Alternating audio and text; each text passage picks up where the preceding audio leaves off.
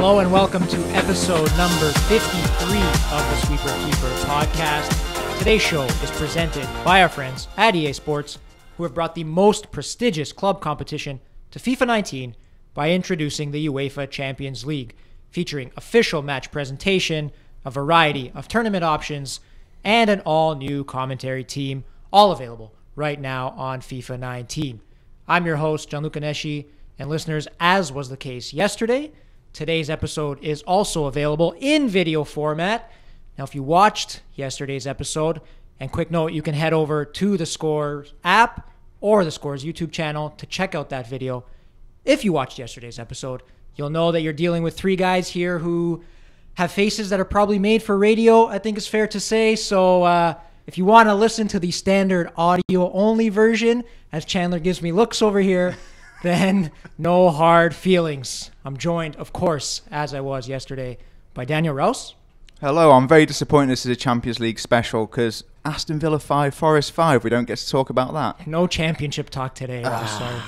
Maybe on the weekend pod. Okay, listen out for that one. And sitting next to him, Michael Chandler.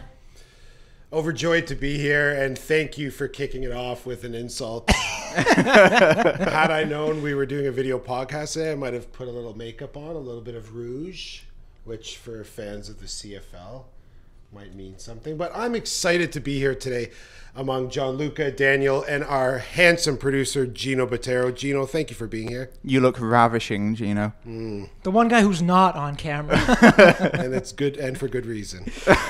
All right, guys, let's get into Wednesday's Champions League action. Matchday 5 officially in the books now, and we're going to start with the big one in the French capital, PSG against Liverpool. Chandler, I'll throw this one to you first. You watched this match very, very closely. 2-1 win for PSG that really blows that group wide open. Yeah, it absolutely does. All to play for the four teams. Napoli atop the group on 9. PSG now second on 8. Liverpool in third, and Red Star, our friends from Serbia, are pulling up the rear, but still all to play for there. And for all the talk of Thomas Tuchel and his attack-minded sort of ethos, I was really impressed with PSG's back line today. Juan Bernat, who is a very limited player, scored the opener for making kind of an inside run into the area. And Thiago Silva was the man of the match for me. He was particularly amazing, and that's after last season. He really showed signs of decline under Unai Emery. Today, Thiago Silva and his Brazilian brethren, Marquinhos, who is in a defensive midfield role, were my two favorite performances. Silva was just unbelievable. 70 touches, 9 clearances, 2 tackles, 2 interceptions, and 2 aerial duels for a PSG side who have been really, really good in the air in this tournament. I think Rouse will probably want to get into Liverpool and what they did wrong today. I'll just finish off by saying all the criticism of Neymar today is fair. The pantomiming, the simulation, I've had enough of it. There was an incident when he was out by the far left flank and he was sort of, raising his hands towards the PSG crowd, a very fervent PSG crowd with a great ultra support, a loud collection of people in the Parc des Princes tonight. And he was urging them, lifting his hands, cheer, cheer, cheer, as the ball was played by him and out of touch. One of the most frustrating things I've ever seen, and I'm not a PSG supporter, so that was a bit of a rough go for Neymar today. A lot of diving and drawing a lot of ire of Liverpool fans online. Didn't he try and clown Shaqiri at one point as well? And he did a bit of a rainbow flick over his head, I think. And to come out as the one who's a bit more of an imbecile when you buy Shaqiri in a walk-in fridge freezer, I mean, you're doing pretty well there, aren't you? Oh man, yeah. I think it's just a lot of what people have come to dislike about Neymar, right? And it's annoying because he's so incredibly talented, but these shenanigans, and they're not going to stop. He's not a young kid anymore, right? This is who he is now. So we're just going to have to get used to it, I suppose. But Rouse, from a Liverpool perspective, last season's finalists now in big trouble in that group. Yeah, when you wanted us to do outsider picks at the start of the tournament, I picked Liverpool not to come out of this group. That was mainly leaning on, I didn't think they could get a result at Red Star. It didn't happen, but they also lost at Napoli. Now they've lost at PSG. It's the first time in their history in the Champions League they've lost all 3 of the group stage matches, which is bewildering, really. And, Chandler pointed out the defensive work of PSG. They were excellent, and Liverpool only got one shot on target against PSG and Napoli. They just looked a little bit blunt today. I've actually been crunching numbers. I'm going to do a feature over the weekend about talking whether Salah and Firmino and Mane have seen a downturn. I actually think they're a little bit one-dimensional in how they create chances. I think they're still producing what they're given. They've still got a decent output, but I just feel that they're often looking towards these crosses from Robertson and that kind of way, whereas I think they had more varied approach play last season. Yeah, and you got to ask, a question about that three-man midfield of James Milner, Jordan Henderson, and Gini Wijnaldum. They were not particularly good today when faced with Marco Verratti and Marquinhos. We saw Naby Keita come off the bench late, but it's sort of getting to the point where I'm wondering why they even bought Naby Keita or Fabinho. We know, different players have different, difficulties in acclimating to both the speed of the English top flight, and then of course there's language issues and cultural issues that can provide stumbling blocks for various players. But that was all very turgid and one-dimensional today from that Liverpool three-man midfield. And I mean, look, they had their European chance at risk today, and that's what they went out with. If I'm a Liverpool supporter, I'm not terribly pleased with what I saw. And we're talking about a PSG side who lost at Anfield 3-2, and they were absolutely putrid. So the game was there to be won for Liverpool, and they just really didn't snatch it. And by contrast to that kind of like stiff-looking Liverpool midfield, you had Verratti, who, a couple of times he just spun his man beautifully. Just really, really forward-thinking. He'll get a free kick, just starting the ball rolling, and he was instrumental, particularly in the first goal as well. Really surged forward. It was just excellent to see. But Liverpool fans will be moaning after this one because that was one ugly agricultural tackle he put in on Joe Gomez around the centre circle. He got a yellow card for it, but God, he could have broken a lad's leg there. It's an evergreen tweet. Marco Verratti makes a terrible tackle, right? Is Jurgen Klopp too nice? Because we know he's like the fan of in the hearts of all the English media, and the way they kind of frame him is understandably in a positive light. He's very jubilant, very ebullient fellow, always cracking jokes. We saw he, took the mickey with the French translator in the pre-match press conference, saying that his pronunciation, I think, was very erotic. There was a lot of really questionable fouls in this match today at the Parc des Princes where Liverpool, look, I hate simulation football, but Liverpool might have been served well from, rolling around on the pitch a little. I mean, Joe Gomez got stepped on by Verratti, jumped right back up. Towards the end of the match, Andrew Robertson had an incident where he fouled Neymar on sort of the touchline, and Dani Alves, just came out of nowhere running at Robertson. And Robertson kind of stuck his hands up like a pacifist. I think sometimes this Liverpool team could use a little bit of metal, a little bit of sort of industry, a little bit of a backbone when facing a PSG side who were under their skin. As the kids say, living rent-free in the heads of Liverpool, whatever that is. But it was clear, Liverpool cannot deal with it. And I kind of want a little bit of a ballsier effort from the Reds. Do kids actually say that? Yeah, I saw it on Twitter about so, I don't know. Rouse, that brings up a good point. Does this maybe sort of explain sometimes why we see guys like Neymar throwing themselves to the ground easily where they feel like maybe they're not getting the protection that they deserve from officials and they have to resort to these types of things? Yeah, absolutely. I mean, obviously Neymar takes it to a whole new dimension, but I think, players do, if they're going to get absolutely walloped, they will go down. They'll try and avoid that contact. They're trying to protect themselves, and at the same time, yeah, there is diving. There is a little bit of showmanship that goes on. So I think that does exist in the game. And I think, maybe there is a lack of a nasty edge in Liverpool. Maybe that could come from maybe Naby Keita. He got a few red cards for Leipzig last season. Maybe that could provide it. He's not been playing that much recently. But yeah, maybe there's too much of this, roll up your sleeves, kind of workman-like stuff, James Milner-esque going on. Like grafting? Is that the one you like? Is that the yeah, term you like? Yeah, grafters. Industry, grafters. But honest grafters, but Lee Cattermole. Yeah. Well, no, because Paul Konchesky. Is that who? It's a very English football idea, for sure. But Lee Cattermole, so he's a nasty fella, though, isn't he? He would definitely try and get somebody sent off. Whereas maybe Milner, the likes of Wijnaldum as well, maybe they're just a little bit too honest for their own good. Liverpool, whatever you call it, grafting, intensity, they have to find it going into Matchday 6, and they play Napoli, and it's all on the line in that group. If you check out Group C right now, you got Napoli on 9 points, PSG on 8, Liverpool on 6, and Matchday 6, like I said, we see Liverpool meet Napoli. And if we go through some of the permutations here, courtesy of Dale Johnson, shout out to him on Twitter, Liverpool must beat Napoli by 2 goals to guarantee going through. Also, if PSG draw or lose at Red Star, which seems unlikely, any victory would send Liverpool through.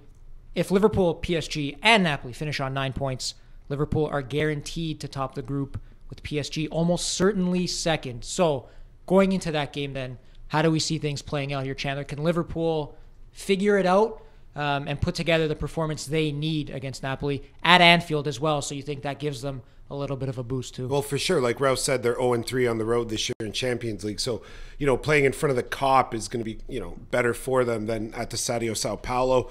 I would expect them to win, but Napoli's quietly going about their business. They're quite a bit better than Red Star today. And that's 2 goals for Dries Mertens. He's now the 6th Napoli player to score 100 goals in all competitions for the Campania side, which is a little surprising that there's only 6. But and among those, a star-studded list. Marek Hamsik, Edison Cavani, and your favorite, Diego Maradona. So I think Liverpool are dropping into Europa League. I just feel like Ancelotti will definitely find a system here to kind of stymie Liverpool a little bit. He's definitely got a decent case study from his own team's performance and from what PSG have done.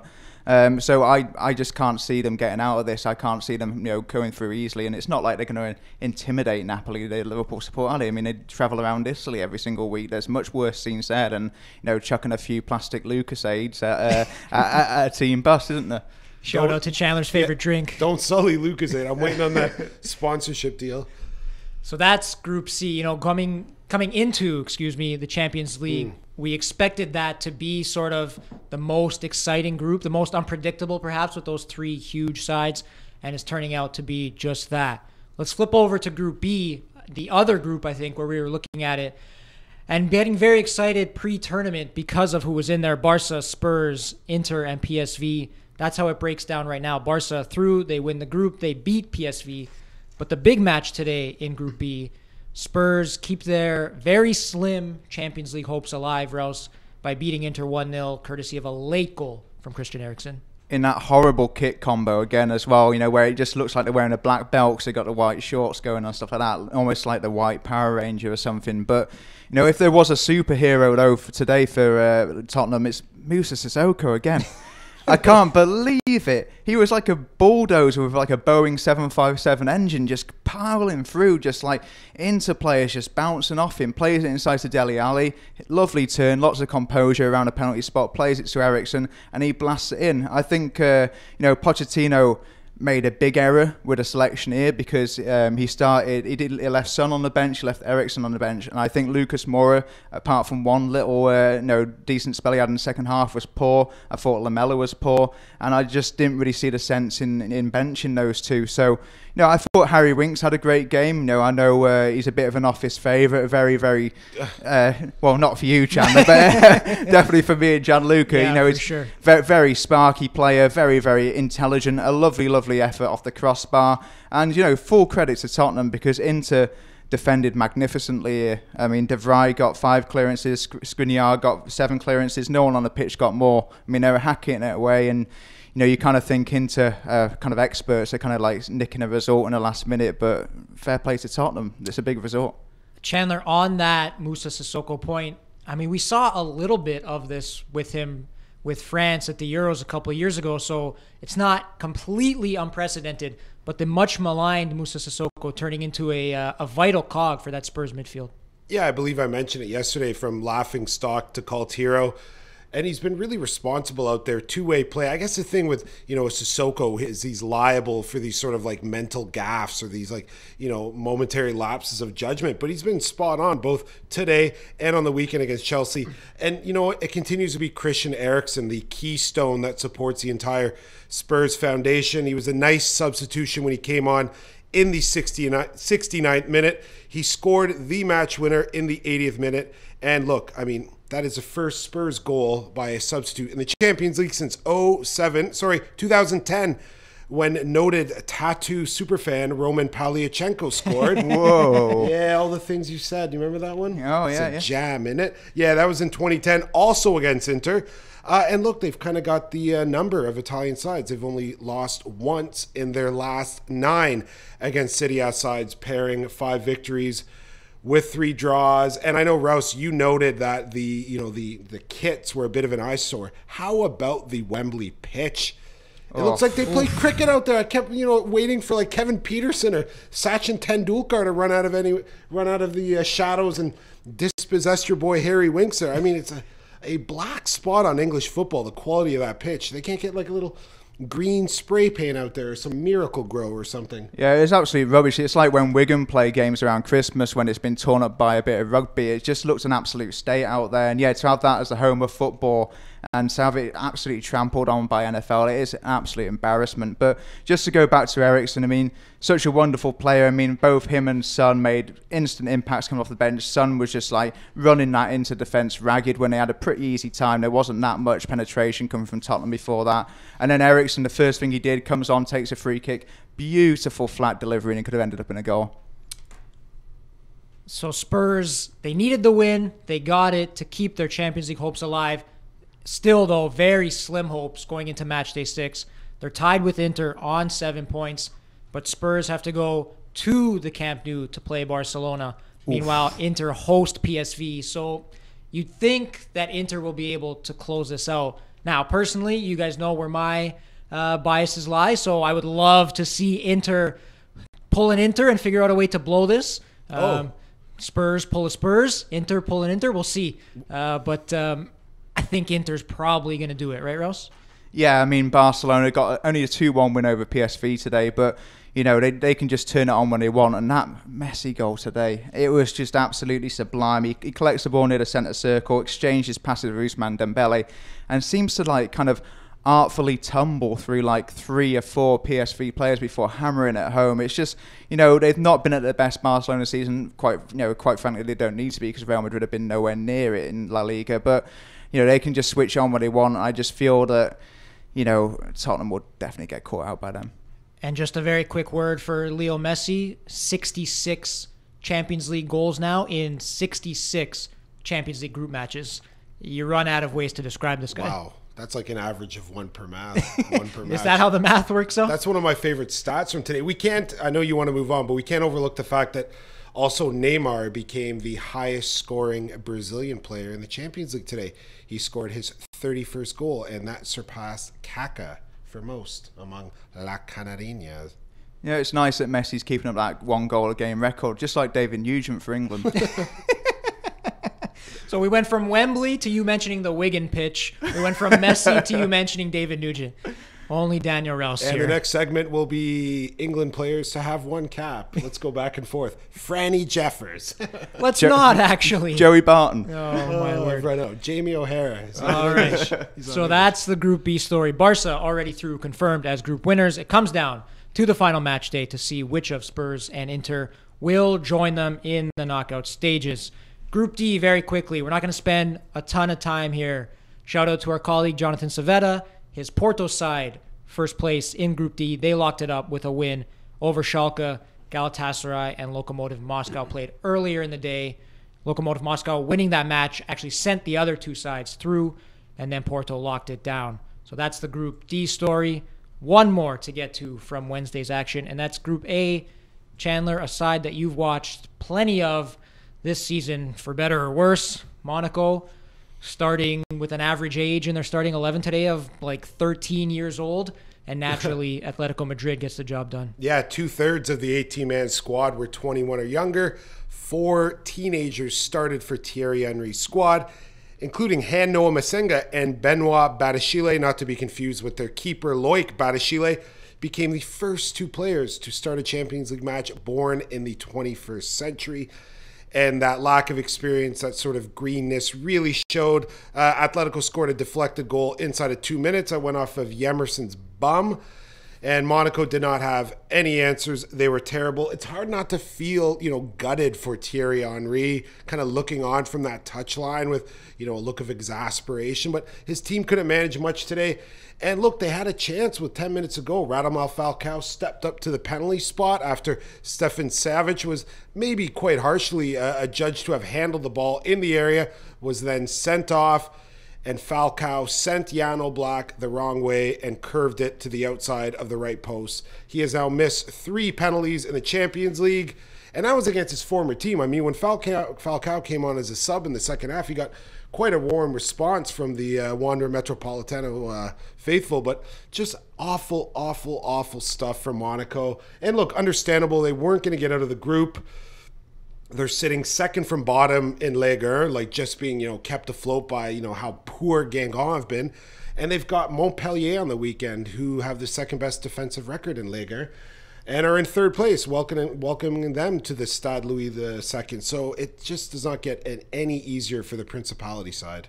Yeah, this match was a bit of a formality, really. It wasn't really worth any time. I mean, he had a load of kids out there. I mean, Lamar, Partey, Rodri and Koke had a whale of a time in midfield. And, there's a reason why Falcao was on the bench, and it was because of that relegation scrap that Monaco in. It's just really, really sad to see that, such a thrilling side they were a couple of years ago, get to that Champions League run, winning Ligue 1, and then, they've been picked apart, and they're just an absolute shell of what they were. So that's Group A. Dortmund also joining Atletico in the knockout stages. Dortmund 0-0 draw against Club Brugge was enough for them. So that means going into Matchday 6, only 4 spots left in the last 16. Ajax, Barca, Bayern, Manchester City, Manchester United, Real Madrid, Roma, Juve, Atletico, Borussia Dortmund, Schalke, and Porto all clinch their spots in the knockout stages. So just 4 left up for grabs. Of that crop there, guys, is there anything you've seen so far that changes your opinion of who you thought the favorites were coming into the tournament? Well, I backed Atletico Madrid, I think, as my outside pick, and they're still looking pretty decent, so I'm quite happy with that. But I have to say, from closely watching Lyon in Manchester City's group, they've been absolutely phenomenal. And, we talked about them at length yesterday. They've been really, really good, and I think Chandler would definitely be on that wagon too. You trying to get in my dungarees complimenting Lyon over here, because I'm a little flush in the face right now. I don't think Lyon can win this tournament, but what's stopping? They can go far, though, can't they? Look, like you just said, brilliantly said, Monaco, the year, 2 years past, they won Ligue 1. They made the semifinals of the Champions League with that sort of really intoxicating attacking football, a lot of versatility up top. And you see a bit of that in Lyon. Like we said, Maxwell Cornet's got 3 goals in the Champions League. All 3 of them are against City. And he can't even get a start in Ligue 1. He's come off the bench on 8 occasions. So many attacking options up there for Bruno Genesio. I'm going to stick with PSG. I mean, I picked them from the outset. They're not guaranteed of progressing from the group. But what I saw today was, underwhelming showings from the attacking core that we expect great things out of. Mbappe was a bit flat today. Edison Cavani was yanked off at the hour mark for Gianluca's favorite player Eric Choupo-Moting. But they showed a sort of steely reserve in the middle of the park with Marquinhos and with Marco Verratti. And Thiago Silva and Presnel Kimpembe were great at the back. Bernat was fine at left back. And Thilo Kehrer was really, really good at right back. And when I watch Bayern Munich struggle at the back, I have to think, were they not scouting this kid from Schalke that PSG signed like out of nowhere in the summer? Anyways, I really like PSG here. I'm going to stick with them. Fire that question back at you, Gianluca. Are you revising your pre-tournament predictions? I think I picked Manchester City before the tournament started. I'm going to stick with that. I think there's still a big gulf in class between City and everybody else, at least when they don't play Lyon. Yeah. I just think they have too much. And, with Pep Guardiola, with how fluid he can be with his systems, and he can match up against anybody. And then you just look at the attacking firepower that Manchester City actually have. I don't think anybody else can run with them if they're at their best. So I'm going to stick with City as my pick to win this tournament. Obviously, I would like to see Juve do well. I don't think they're at that same level. They're close, but I think City are a step above for me. You reckon we might be overlooking Napoli a little bit? I mean, Carlo Ancelotti, among active managers, is the most successful in the Champions League. We see Dries Mertens scores for fun. Marek Hamsik is a great leader in the middle of the park, and Kalidou Koulibaly is arguably, to me, the best center half in the world, right up there with Virgil van Dijk. I mean, could we be overlooking Napoli a little bit? with Ancelotti's history in the Champions League, perhaps. Let's see if they can get through the group first. Because point. that's still not confirmed, obviously, and that trip to Anfield is going to be very difficult. I back Liverpool, I think, in that one to get it done. Potentially, Napoli could still lose and get through, although that's very unlikely. So we'll see. I mean, they have the pieces to make a run if they get there, and with Ancelotti as well at the helm, you never know. So really looking forward to Manchester United winning the Champions League final on a 92nd minute goal. Marouane Fellaini. Naturally, Fellaini. The beautiful early cross from Scott McTominay. Pinpoint header from the Belgian. Maybe and Mourinho's just chucking everything not bolted to the ground. And if it's anything like yesterday's goal, he'll probably hand it into his path for himself. Maybe just chuck it up in the air and nod it in or something. Because yesterday we were quite quick in the pod room. Yesterday he actually almost knuckled it into his own path, didn't he, before lashing it home? So. Well, and it's fitting that he matched Diego Maradona for European Cup goals, because you may recall Diego Maradona allegedly handled the ball at the World Cup '86 in Mexico. Yeah, you may remember that one. Yeah, potentially. I thought it was God that handled that one. So did he.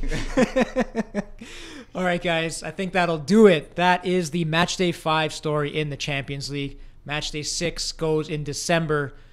And we'll find out who makes it on those final 4 spots, who locks them out to get into the knockout stage. The draw goes the following week. And then we're all in. Champions League knockout rounds. The real fun begins. We should get some real heavyweight matchups based on some of these groups and some of these teams. We're going to finish in second in their groups. So we're going to get some potential heavyweight matchups in the round of 16. Definitely looking forward to that. And definitely looking forward to breaking it all down. We'll hope that you join us for those shows as well next month. So I'll say thank you very much to Daniel Rouse. Thank you very much. And to Michael Chandler. Grazie mille. And most importantly, thank you guys for listening or watching. And thank you to producer Gino. I'm Gianluca Nesci. We'll talk soon.